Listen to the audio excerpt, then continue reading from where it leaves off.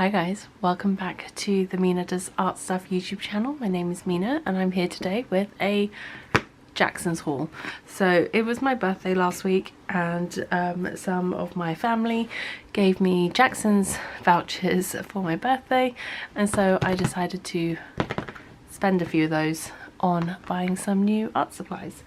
And before I bust into this box, I thought I'd show you something else that I got as well, which was a set of Shinhan watercolors, Shinhan PWC from eBay. This is one of their tints set. I think it's the set A. So it's got 6 different colors in it. And like I said, they came in a set, and these, I got these ones used obviously, but they've barely been used at all, so they're still very full tubes, and it was a fraction of the cost of buying the set brand new, so that was always great. It comes with Jaune Brilliant, Shell Pink, Purple Grey, Lilac, Blue Grey and Green Pale, and all of these are colours I was interested in, other than maybe the Green Pale. So 5 out of the 6 I was interested in trying, so this was a great way to get my hands on the full set. Now these are all colours that are mixed with white, so they're quite opaque, but they're still watercolours and not quite gouache. So it's an interesting in-between sort of place with these, I guess. And yes, I'm excited to try these out. And I've been experimenting more with incorporating some more opaque watercolours into my paintings and stuff like that, so it'd be interesting to see if there's a way that I can figure out to incorporate these colours into my regular rotation. So I just wanted to show those really quickly because these also arrived today. I'm filming this actually in the evening after my daughter's gone to bed. I'm hoping the lighting isn't too bad. I'm trying out a few different options for lighting to be able to film when it gets dark, because we're heading to the winter and I'm not going to be able to rely on natural light all the time.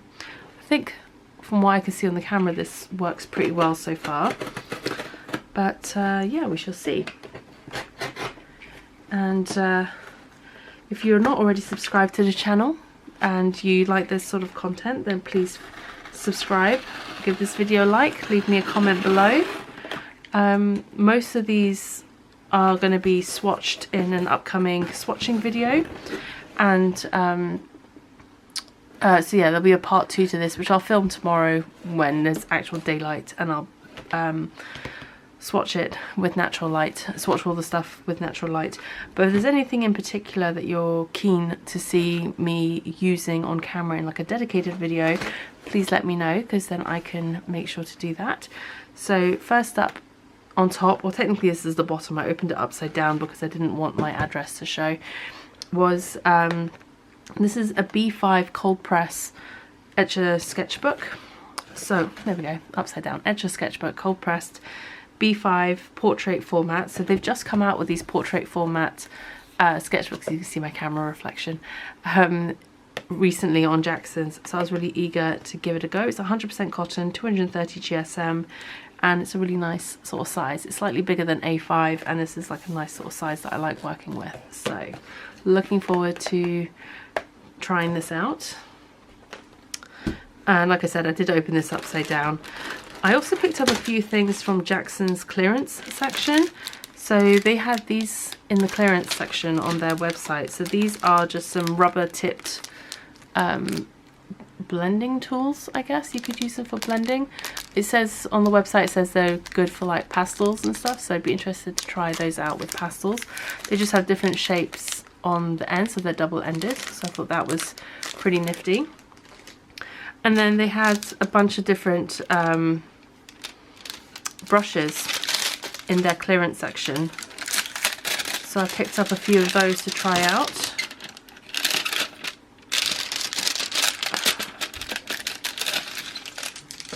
So there's this Keith Fennick Coniston brush. This is size 14, so it's pretty chunky, pretty big. Get an idea of what that looks like. Sorry if you can hear the background noise, that's my husband replacing a floorboard on the ground floor. So even though I'm 2 floors above him, I don't know if, I'm hoping you can't hear that. But anyway, I'm not going to put the plastic cap back on that because I'll damage the bristles. And then I got a rigger. The reason why this one was in the clearance section is because some of the writing has been rubbed off. It says rigger. I don't know what size. It looks like it's a fairly smallish size. So there's a small rigger there. And then this is a Handover Series 299 size 8 brush. So this is synthetic. I think this was like £1 on sale, so there we go. It's a nice little pointy brush, and it's a nice size as well. An 8 is a good size. Then, oh, I also got a little what do you call it?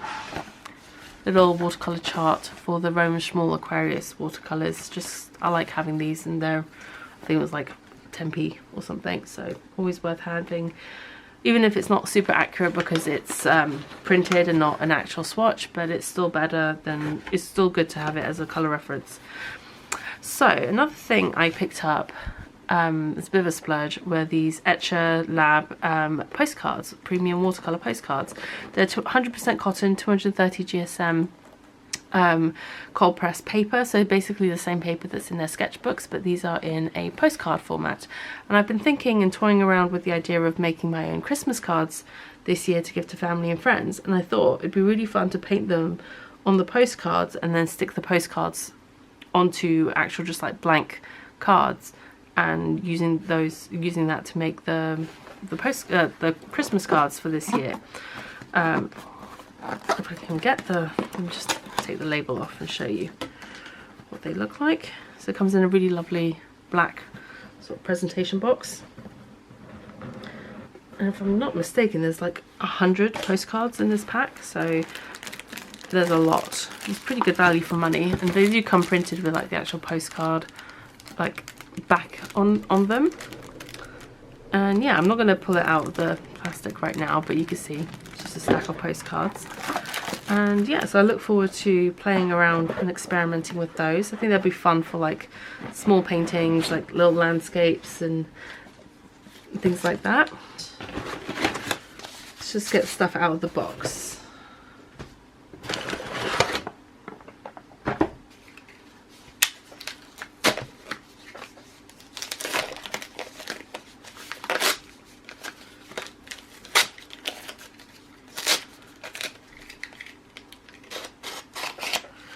You might remember, if you've seen some of my other art hauls, sorry if there's any camera shake, that I picked up materials and stuff to make my own handmade watercolors, and I did actually have a go at it. I did the first couple of times I did it. I didn't record it because I wanted to kind of get the hang of what I was doing first, and I enjoyed it so much that I decided to get a few other pigments to try that I really wanted to have a go with. So I am planning on doing a sort of handmade watercolor video on how I make them and the process that I've been using.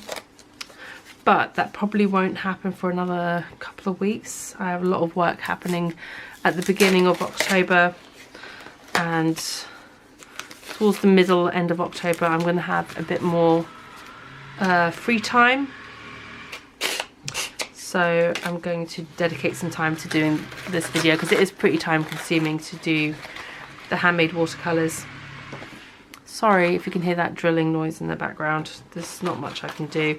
We've got our floors being sanded and stuff during the day, so there's no way I can film this and talk at the same time during the day. So I got ultramarine blue. I'll show you the colours that I got. A transparent gold ochre, some potters pink, terra Pazzuli, which is like an earth red. It's like a PR 101 pigment. Then I have some chromium green oxide, cobalt cerulean blue, and this is the version of cerulean blue that I really like, the PB36 version, so I'm excited to try this one out.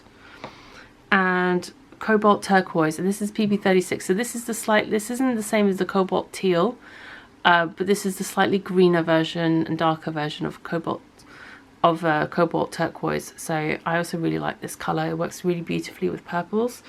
So I'm excited to try these pigments out as well, along with the ones I already have. So yeah, whilst I don't expect myself to become a handmade watercolour maker, I will obviously end up making probably more paints than I'll be able to use on my own. So I might be selling some just to so I don't have a ton of it lying around. So if you are interested, keep an eye out. I might do some dot cards with different samples of different colours. So if you've never tried handmade watercolours, you might want to, you can give it a go if you'd like. Alright, so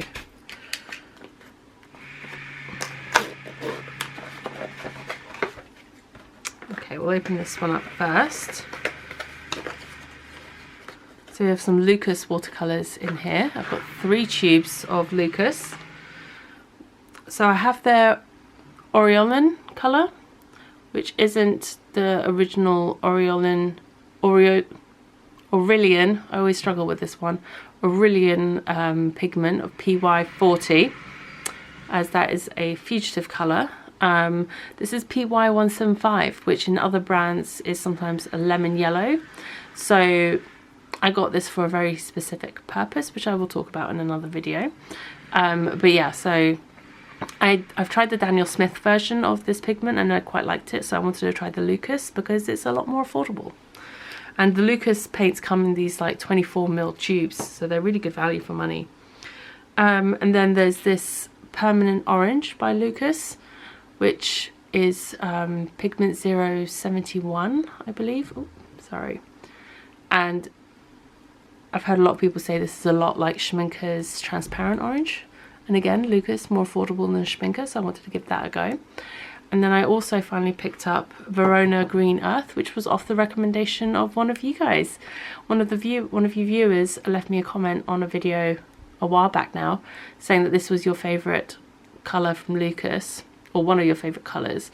And so I really wanted to give it a go. So I got that one off someone else's recommendation, so that should be interesting. And then in the big box of fun, shall we say, more fun paints in here.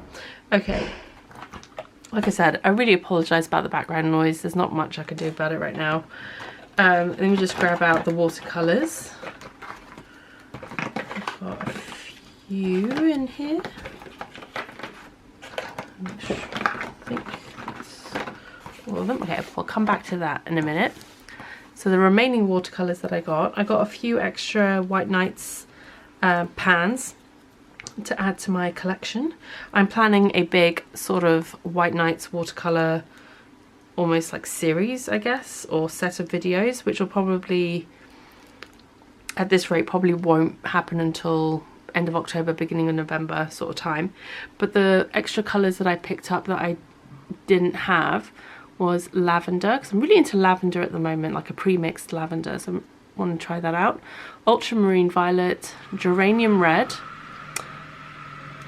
Naples orange was another recommendation from a viewer. They said that it was a really nice what's the word, granulating orange to try, so I wanted to try that one out. And then raw sienna I wanted to try because I've heard they've changed the formulation of their raw sienna from the version that I've had before. So yeah, now it's a PY43 for their raw sienna, whereas previously it was a PBR7. So now their raw sienna is actually a yellow ochre pigment, so I wanted to try that. Their pans for White Nights are super affordable. Definitely a great beginner sort of artist grade watercolour if you're just getting into it. And the other two colours I got are Senneliers Quinacridone Red. It's a really beautiful colour. I have a half pan of this colour and it is stunning. I really enjoy it. It's a really beautiful shade of quinacridone red. It's also known as Quin Coral in Daniel Smith. And then I also picked up a tube of Viridian by M. Graham. So Viridian is a much softer, it's a more granulating version of Phthalo Green, or rather Phthalo Green is Phthalo Green blue shade is the synthetic version of Viridian, or some brands will call their phthalo green blue shade Viridian hue, or just Viridian, where Viridian is actually PG-18. Yeah, PG-18. And I picked up the M-Grain version because Viridian has a tendency and a reputation for drying and becoming really hard to re-wet. So M-Grain I thought would be a good option because M-Grain paints don't really set up, so there shouldn't be an issue with re-wetting that Viridian colour, I hope. And finally in here, I realised recently that Shinhan had released a range of what they call professional designers gouache, so I wanted to give it a go. And I tried to pick up colours that I don't already have in the other brands of gouache that I have, so I did check and make sure I wasn't ordering like duplicates where possible. Yeah, I don't think actually I have any duplicates of colours that I already have, so that's good. So the colours that I picked up, let's try and do them in chromatic order. We've got pearl white, because this looked like a slightly off-white colour, and I was interested to see how this compares to like the titanium white or other whites that I have, to see how this works. This is PW20, whereas like titanium white is PW6, so it's a different pigment number as well. So that's the first colour, pearl white. Sorry, I'm trying to make sure, there you go. Then next I got permanent yellow, and this one is pigment PY3. Then we have scarlet red. Then we have scarlet red, and this is pigment PR112 and PR254.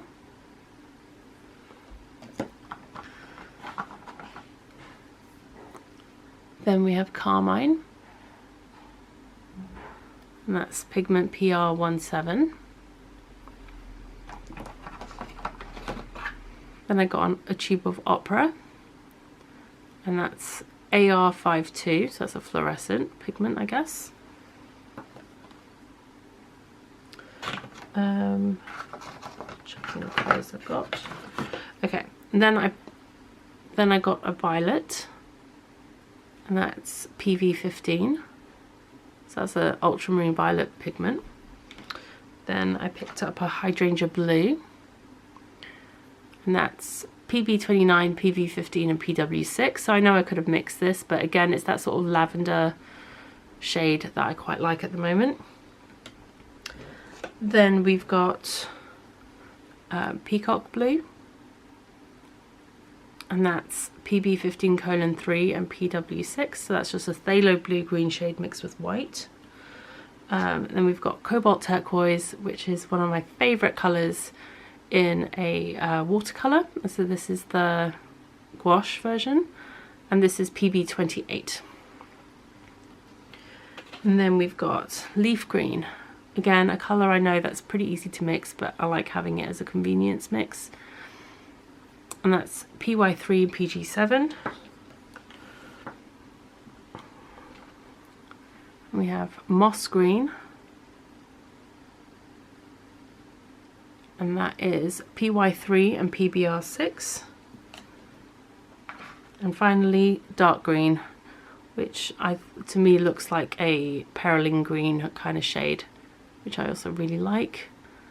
And that is PG7, PB15:3 and PBK9. So I got, what's that, 12 colours I think? Yeah, 12 colours. And the reason I got so many was because actually at the time when I ordered these, I don't know if there still is the case, but these were on sale for a really good price. So they're really very affordable tubes of gouache. Most of the tubes of gouache from Jackson's anyway, they're 15ml tubes or half fluid ounce, and the ones that I picked out ranged anywhere from around £3 to £5 a tube, which is very good value for like artist grade gouache. But they were on sale, so I think I ended up paying somewhere around £2.50 to £3.50 for most of these tubes. So very good value for money in terms of what you're getting, as long as they are actually good quality gouache, I guess. Okay, so that's it for the haul. I hope you enjoyed this video. I hope the background noise wasn't too distracting. I really do apologise. I wasn't expecting it to be quite so loud. and I will see you guys in part 2 of this video for the swatching. Alright, take care. See you in a bit.